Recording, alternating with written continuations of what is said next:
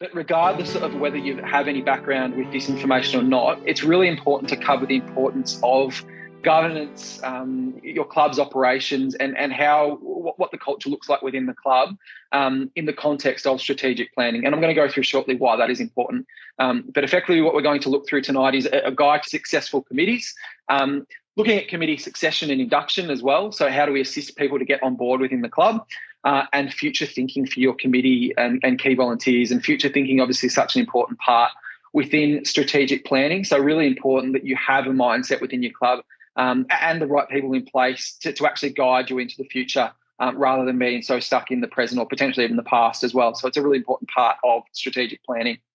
In the context of tonight's discussion around how we make sure we've got the right structure and team in place within our club, it's effectively because if we are going to be successful in the planning project and actually designing a strategic plan and obviously achieving the objectives set out in the strategic plan, we need to make sure that we have a really strong and united leadership structure in place. And importantly, in italics and bolded down the bottom, that doesn't mean that you have to agree on everything.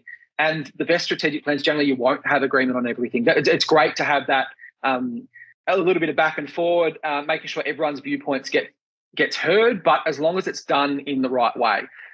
So that you can have respectful discussions, everyone's viewpoints can be heard, but then you can actually work collectively together to map the future of the club. So that's why it's really important that we say, and some of the things we're going to discuss tonight, to have your house in order in terms of the operations, the structure, the governance of your club before you go down the strategic planning process. Because one of the first things that we see when a plan isn't successful is generally when it's owned by only a couple of people. So they're the only ones really within a club that want to see it achieved.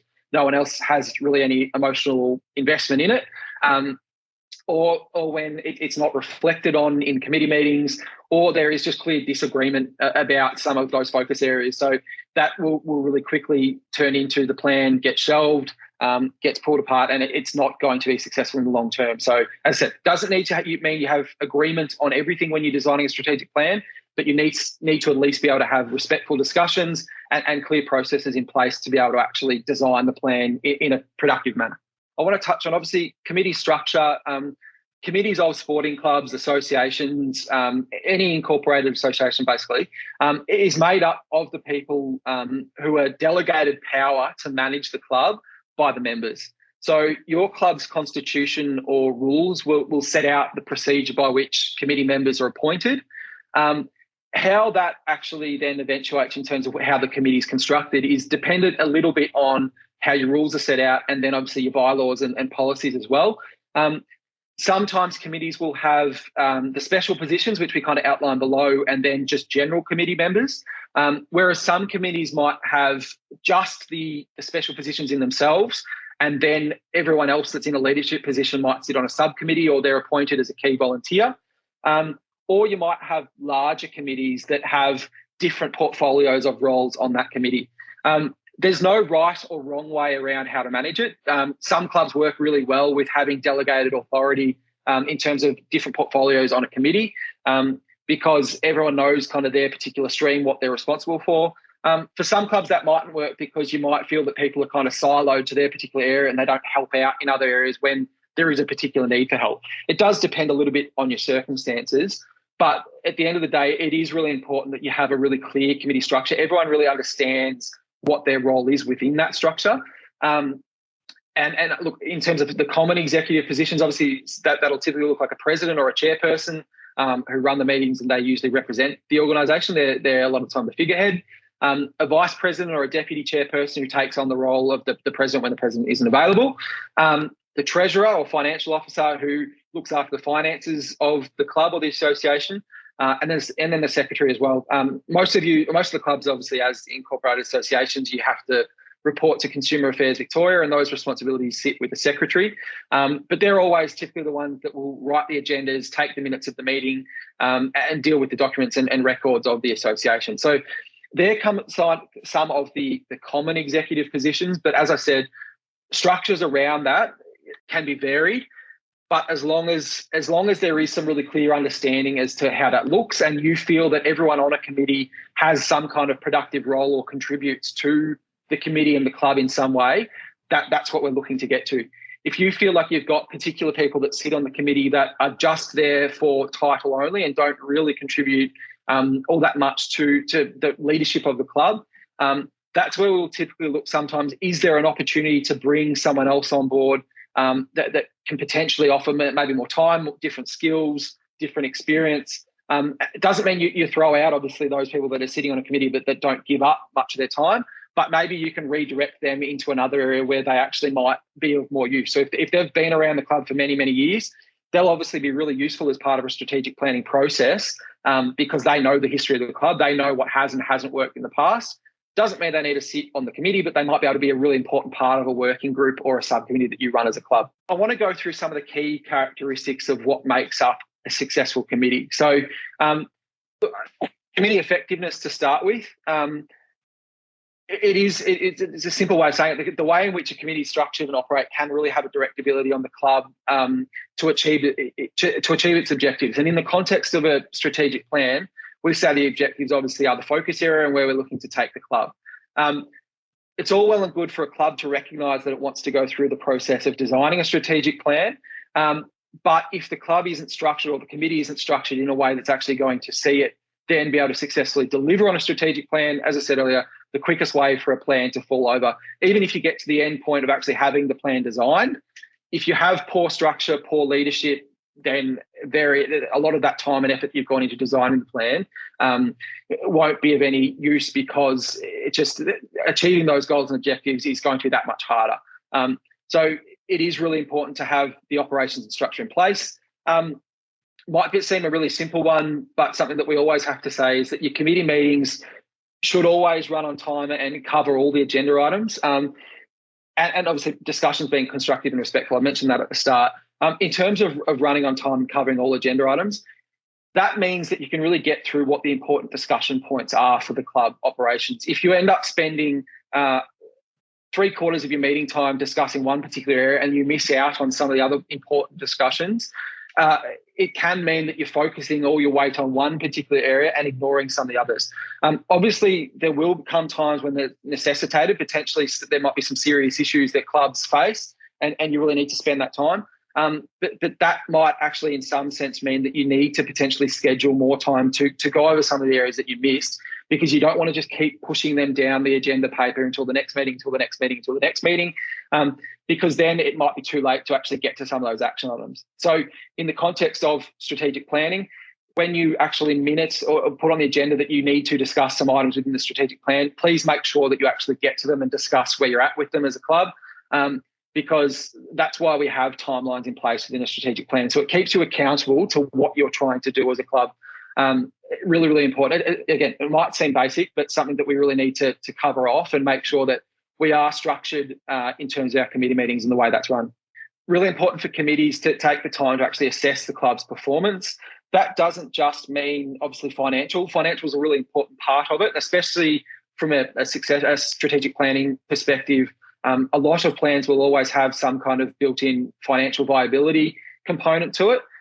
For those clubs that are really strong financially, maybe not so much, but for those that, especially through COVID, that have struggled, a lot of emphasis will go into on how do we improve our financial position.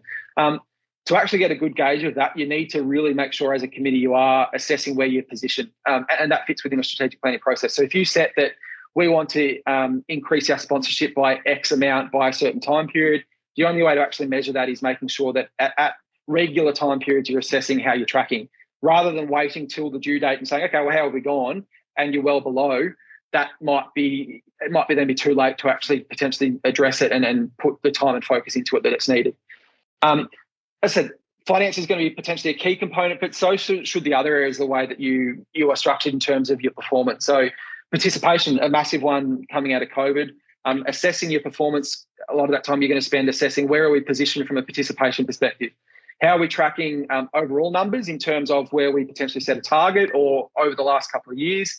How are we performing in terms of the breakdown of participation numbers? So it might all be well and good to have an overall really strong participation number, but if that is particularly strong in one area and not so much in others, do you want more of a mix? Is that something that you identify as being a focus area for your club? Again, you're only going to be able to assess that if you take the time to review where you're at in terms of your position on those numbers. Other things we look at from performance, obviously relationship with council. Again, a lot of those things, maybe not numerically you're able to assess performance, but you should be able to track ongoing how you're positioned as a club. So you really, again, get that at any point in time, you should be able to know how you are performing as a club, to see what potentially your focus areas are going to be. The next one, roles and responsibilities. So as I said, depending on how you are structured as a committee, this will be different. You might have general committee positions or general volunteer positions. You might have really specific committee position or volunteer positions. Really important, though, that anyone that's filling a key leadership position has some kind of understanding of their responsibilities and the role that they have within the committee or the leadership of the club. And not only that, it's also understood by the members themselves. So if someone's appointed to be responsible as a coaching coordinator, all the coaches should know that that's the person they go to for their queries. Or if there's someone that's appointed to be responsible for a particular age group, parents should know that's the person that they're going to for particular queries. Really important to have that streamlined and structured, especially if we're going to set focus areas across different elements of the club, because that then allows someone to take responsibility for those particular focus areas. They know that's within what their role sits within the overall management club. But it's something that we see really, really common, and COVID's been a huge challenge as part of that, is that everyone now kind of fills 5 or 6 different roles, and that's inevitable within sport and within community sport, especially at the moment. But that still doesn't change the fact, especially going forward, we want to move towards a position as much as possible where we have kind of dedicated roles and responsibilities so everyone knows where their responsibilities start and stop, especially in the context of a strategic plan. Just as importantly is the use of rules, bylaws, policies. So when we say rules, again, that can be a club's constitution, depending on what you call it. But bylaws, policies, and position descriptions all sit within that as well. So important for your committee to understand that, but also your club members. And it should really clearly set out what rights and responsibilities each person has. And again, if you have that in order, it is really useful and beneficial to go down the strategic planning process because, again, just make sure your house is in order. Everyone knows where their responsibilities lie. You can't actually go to that future thinking without having to say, okay, we actually need to clean up where we're positioned now before we can even think about where we're going into the future. I'm going to touch on induction shortly because it's a really important part, and especially when we talk about strategic planning. If you set a plan, and a lot of the strategic plans we design are kind of between 3 to 5 years. Some plans, and especially during COVID, can be shorter term, but if you have got a 3 to 5 year plan, chances are you're going to have new committee members and new volunteers come and go during that time period. So it is really important that you have processes in place to actually induct new volunteers or new committee members into their roles and what their responsibilities sit, so they can really pick up where others have left off within the strategic planning process and keep the momentum going. If you don't have that in place, if potentially a new volunteer or committee member comes in and they're not even provided a copy of the strategic plan, they're not going to be aware of where the club's looking to head. Again, one of the quickest ways for a plan to lose momentum, if more and more people in the club actually just don't know that it even exists or what sits within it. So really important as part of the induction process. The last one we'll say, and this is generally, look, we're starting to see more and more that there are paid employees coming into community sport clubs. It has kind of been a bit of a reaction to COVID. It was happening before COVID, but it has been a bit of a response to especially large volunteer groups walking away, is that clubs have said, okay, well, instead of trying to fill 6 volunteer roles, we'll dedicate a certain amount of funds to have an individual come in and fill those responsibilities over a couple of days a week. Really important within that you have some delegations of authority. So the paid staff or the management within a club, again, they know where their responsibilities start and stop, and then the committee know where they then take over, and the other volunteers then know where they take over from the management of the club. Again, within the context of strategic planning, it is really, again, helpful to know, okay, well, who's responsible for actually trying to tick off some of the action items we've set versus, no, this is actually more sitting with the management or the operations staff. This mightn't be their area. It's just, again, really important to be able to be distinct between who is responsible for what. Committee composition, again, look, a huge challenge because at the moment, a lot of clubs, and completely fair enough, are saying, look, if anyone's willing to put their hand up for the community, we're going to take you because we're just not in a position to be selective. But if we're looking long term, a really well structured committee has a really good mix of skills and experience. So different skill sets that can provide value to the club. That might be obviously just general governance. That might be financial, might be legal potentially, marketing, sponsorship, coaching, a range of different areas that if you can get that really good mix of skills on your committee, again, not only can you delegate responsibility to those kind of committee members to look after those particular areas, but again, it just means you're having discussions around the committee table when you come to committee meetings, and it's in the context of a strategic plan, that you are having some really well-considered discussions. You're getting some great insight as to the different ways the club can improve and grow going forwards. Another really important one, we're going to touch on kind of welcoming and inclusive governance shortly. But when we talk about the skills and experience, they should really look to support the club now and into the future. As I said, it's great that we have anyone putting their hand up for the committee now, but if we can be a little bit strategic going forward in the context of a plan, and that might be a focus areas that we might look to want to potentially restructure how our committee looks, to have that really good mix to help us grow where we want to grow.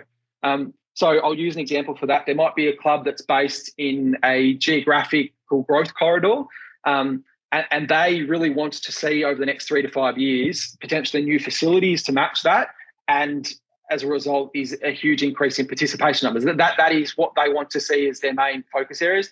That doesn't mean they're going to ignore everything else, but that sits above everything else. So that is where their future growth is going to be. So you want to make sure that you've actually got the people around the committee table and in key leadership positions that can help drive that. So again, whether that comes down to that they might have experience in dealing with council, with local government. If you can get that skill set in the door, that might be able to help you in securing grants for facility funding. You might want, again, experience around the table for those that have long-term coaching backgrounds. So they might know how to really develop the coaches to set themselves up to capitalise on new people to the area and really show that you offer a really great participation product because you have the best in the area in terms of coaches.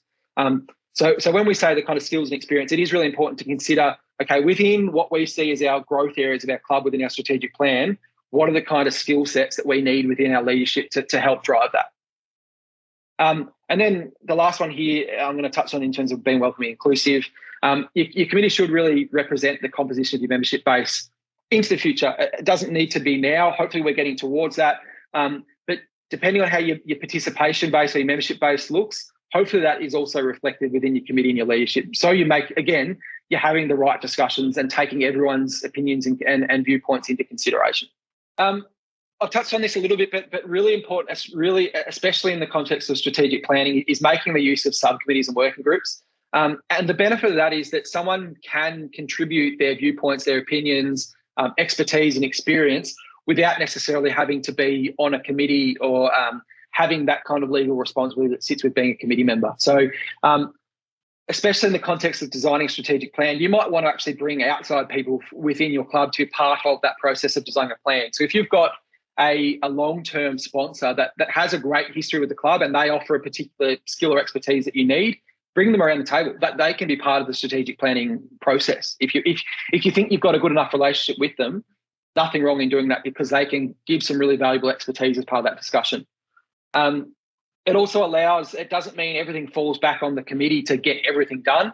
You can bring in subcommittees and working groups to actually delegates them some responsibilities, which is great to take some of the load off the committee, give some responsibility to others within the club, and it might be some areas that they've got particular interest in, which is great. So you can give them, develop them some experience. And they don't have to be responsible for everything in terms of the overall leadership as a community member. They can be responsible for something in particular they've got some interest or experience in.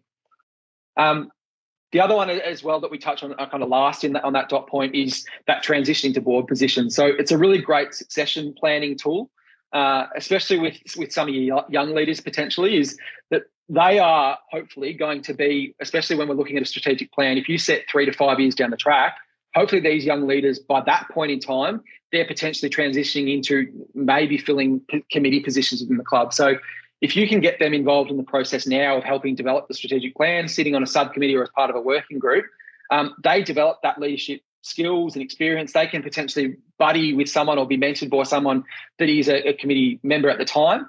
And that helps them take some ownership and responsibility over the lifetime of the strategic plan. to when it hits the end point, they're then your future leaders. So it's a really great succession planning tool as well. The last one, look, I've touched on this a few different times, but really, really important. And I've used a couple of examples in terms of, obviously, if you have a look at your participation group, that should hopefully long-term be reflected within your committee and your leadership. Also, that supermarket or the main street test, who you see down the main street in your local town, in your suburb, that should hopefully be reflected within your club as well. If not, there might be particular reasons. As I said, that might be because you're a junior club, so you just don't have seniors involved. That's fine. But if there are things within your control, ask yourself, what are you potentially doing that's stopping some others from joining your club? Is there something that you can do to address that? If you set that as a focus here going forward, that you want to grow participation, one of the first things that you can do is take stock of where you currently sit and what are you doing that are potentially blockers from day one of where you want to head long term. So, look, I'd ask you to ask yourselves and ask your club, is your leadership committee reflective of the diversity in the community? Is your purpose and strategy and values? And when you go through a strategic plan, that's one of the things that you typically do is say, okay, well, within one or two sentences, let's boil it down to where we want to head. Is that actually reflective of an inclusive club? If so, great. If not, potentially we need to tailor it to make sure that we actually are showing we want to be progressive, that we want to be welcoming as a club. When we make decisions, that doesn't need to be at committee level, but as a club as a whole, do we consult the right people as part of the discussion? Or is it the same people that have been there for many years making the decisions, and those that are actually within the club are potentially closed at the door from giving their views and opinions? Do any of our policies or processes either directly or indirectly discriminate?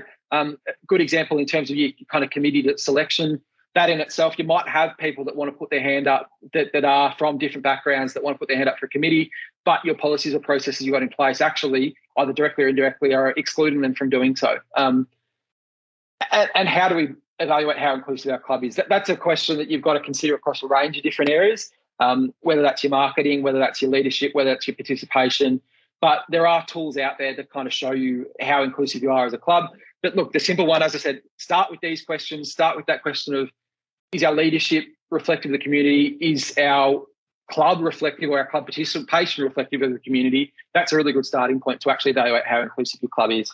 And induction onboarding. So I mentioned it earlier, really important. And when we talk about a strategic plan, super, super important to actually make sure that anyone that comes with new into the club from a leadership perspective, and a lot of this stuff from just a general membership perspective, they are given an understanding of where the club's heading, where the club's positioned, the history of the club, and some of the key details of the club. So if possible, set them up with a buddy, especially if we're looking at a leadership position, someone potentially that has a similar skill set or experience, or someone that's in a role that they potentially, or you see them as a club, this particular individual might be heading towards.